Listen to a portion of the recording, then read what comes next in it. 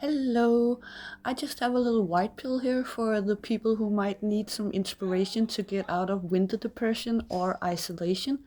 And it's about this trend that's trending all over Denmark, and it's folk dancing that's becoming really popular among young kids.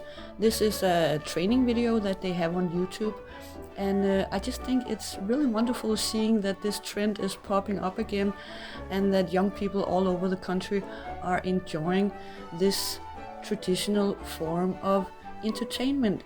Nu er vi faktisk i alle større byer i Danmark. Nogle mennesker på den side. Sidste gang, der var vi næsten 200 mennesker inde på Vartov.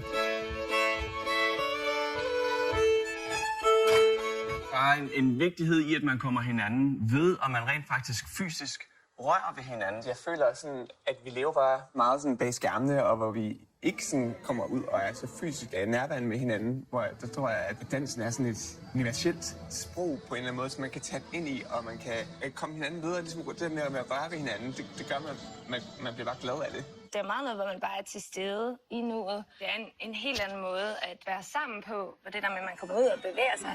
Altså, man bliver i godt humør, synes jeg. Hopefully you found this a bit inspirational, and if you don't have a dance folk club in your own country, then maybe you should make one.